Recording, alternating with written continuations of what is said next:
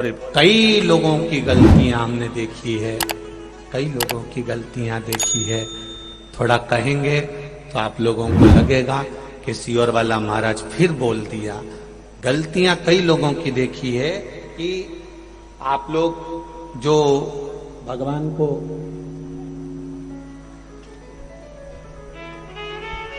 ये शिवलिंग, ये पीठिका, ये शिवलिंग है, ये पीठिका है, ये जलाधारी, ये पीठिका जो है जिस पे शिवलिंग रखा हुआ है, यह माता पार्वती जी का हस्त कमल।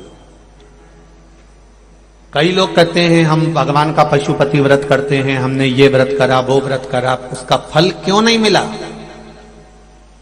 वो फल क्यों नहीं मिल रहा? उसका कारण केवल इतना सा है कि तुमने जो प्रसाद के 3 हिस्से करे, वो तीनों हिस्से इस पीठिका पर रख दिए, या दिया जलाकर इस पीठिका पर रख दिया, या नारियल इस पीठिका पर रख दिया, फल इस पीठिका पर रख दिया, सामान इस पीठिका पर रख दिया। ये पीठिका जिस पर भगवान शंकर का शिवलिंग रखा है, ये पार्वती जी का हस्त कमल है। इसको अच्छे से समझ लो, ये माता जानकी जी का हस्त कमल है, माता पार्वती का स्थान है। दिया इस पर मत रखना।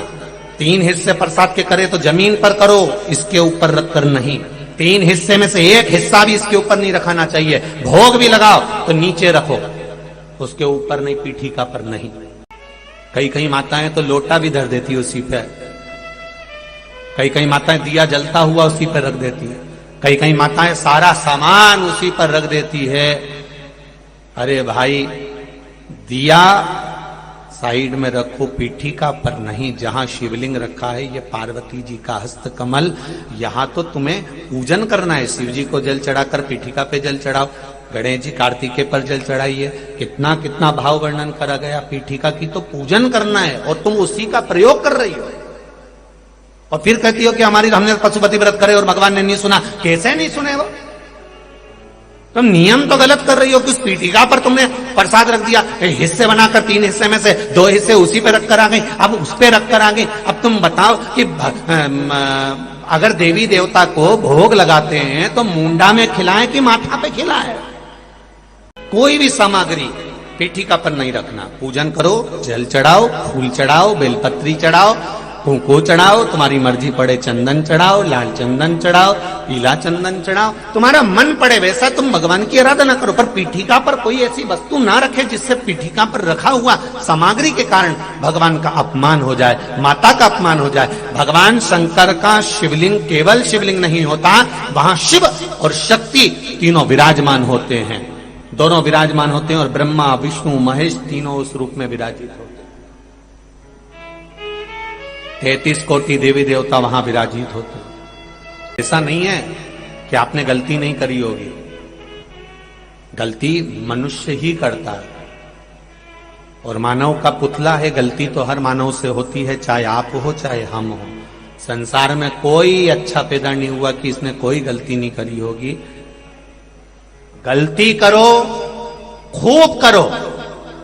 मनुष्य है ना, मानव का शरीर है ना। कोई तुमसे कहे कि तुम गलती, तो कह देना सियोर वाला महाराज बोलकर कहा, गलती करो, खूब करो। पर शिव महापुराण की कथा कहती है, गलती करो, खूब करो, पर किसी का गलत मत करो। बस शंकर की कथा यह कह रही है। गलती करोगे चल जाएगा, ऊपर मुंह दिखाओगे माना जाएगा, गलती करोगे स्वीकार हो जाएगा। क्योंकि यह मनुष्य का शरीर है, ये गलती नहीं करेगा तो कौन करेगा? अपन कोई बहुत बड़े बहुत विद्वान तो है नहीं कि अपन गलती नहीं करेंगे। गलती करो, खूब करो, पर किसी का जिंदगी में गलत, जम के बोलो, मत करो।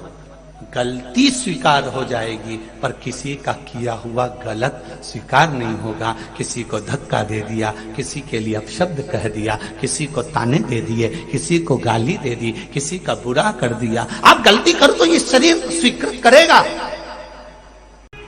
पर गलत नहीं करना हमको कि उसके लिए हम गलत सोचें, उसके लिए हम गलत विचार करें।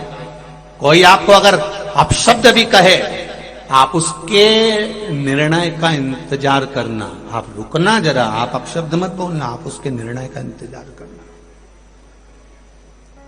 कुरुक्षेत्र की भूमि में आज भी रिसर्च करा जा रहा है कि भगवान कृष्ण ने जो गीता का ज्ञान दिया था, वो गीता का ज्ञान कुरुक्षेत्र की वायुमंडल में आज भी भ्रमण कर रहा है। उस गीता के ज्ञान को पकड़ने के लिए ना जाने कितने यंत्र कुरुक्षेत्र की भूमि पर लगाए गए हैं, उसको पकड़ने के। क्योंकि शास्त्र कहता है, भविष्य पुराण कहती है, अग्नि पुराण कहती है, हमारे मुख से जो निकलता है वो कुछ दिन में घूमकर वापिस हमारे पास में आ जाता है।